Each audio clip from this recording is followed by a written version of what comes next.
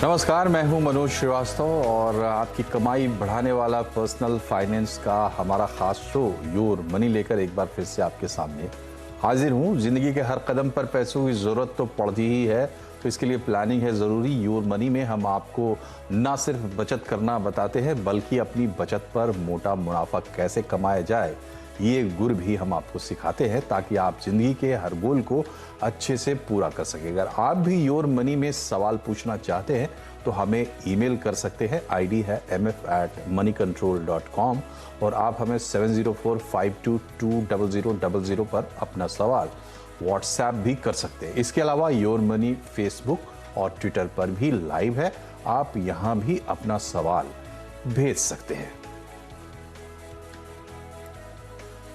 और आज हमारे साथ खास मेहमान जो हैं उनसे आपका परिचय करा दें। हर्षवर्धन रुंगटा हैं हमारे साथ, रुंगटा सिक्योरिटीज़ के डायरेक्टर। हर्षवर्धन जी, बहुत बहुत स्वागत है आपका, हमारे रेगुलर पैनलिस्ट। और अब आपको सलाहों के या सवाल जवाब के दौर में ले जाएं, इससे पहले बताएं कि रक्षाबंधन आने वाला है और रक्षाबंधन पर अपनी बहन को गिफ्ट तो सब लोग देते हैं, आप भी देंगे, लेकिन क्या इस बार आप ऐसा कुछ गिफ्ट दे सकते हैं जो ना सिर्फ उसकी जिंदगी भर साथ निभाए बल्कि उसकी जिंदगी को आसान भी बनाए? जी हाँ, हम बात कर रहे हैं फाइनेंशियल सुरक्षा की। और इस वक्त लड़कियों को, आपकी बहन को सबसे ज्यादा अगर किसी चीज की जरूरत है तो वो है फाइनेंशियल सिक्योरिटी। तो क्यों ना इस रक्षाबंधन आप वही दें।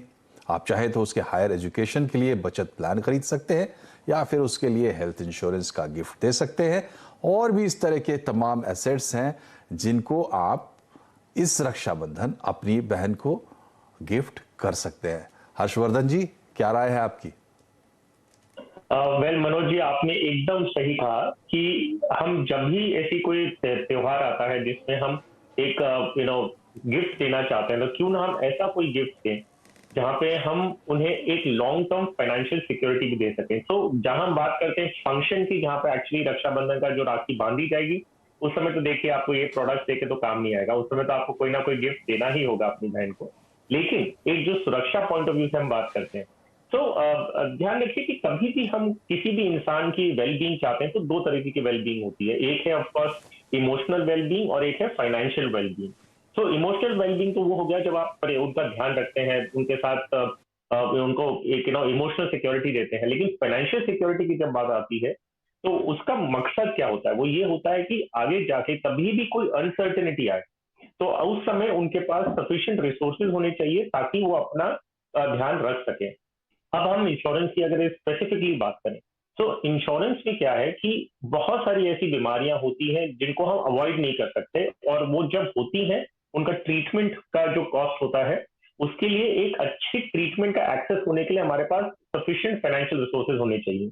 अगर वो नहीं है तो अगर सफिशिएंट इंश्योरेंसेज होंगे तो कम से कम हम एक चीज का ध्यान रख सकते हैं कि कभी हमारे परिवारजनों को, हम रक्षाबंधन की बात करें, अपनी बहनों को अगर कभी भी कुछ बीमारी हो, भगवान ना करे, तो अच्छा ट्रीटमेंट का एक्सेस कम से कम मिले। तो दो तरह की इंश्योरेंसेज हैं जो पर्टिकुलरली ध्यान रख के आप ले सकते हैं, जो बहुत ज्यादा कॉस्ट नहीं भी लगता है, लेकिन जब काम आती है तो बहुत इफेक्टिव होती है।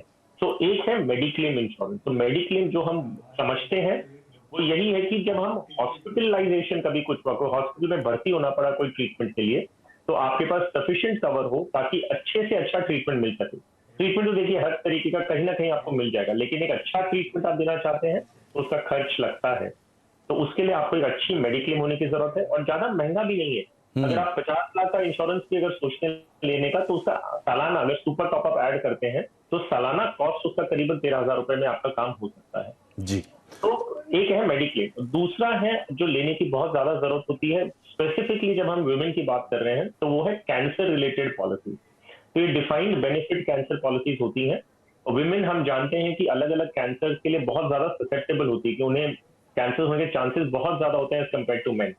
तो अगर आप एक कैंसर स्पेसिफिक पॉलिसी लेते हैं जो ये कहता है, वो जैसे मैंने कहा प्री डिफाइंड बेनिफिट पॉलिसीज है।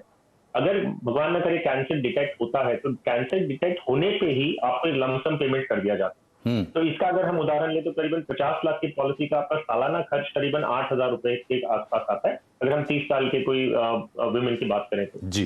तो सो ये चीजें हैं जो थोड़ा अगर आप ध्यान रखें तो लॉन्ग टर्म में बहुत ज्यादा फायदेमंद हो सकती है। जी।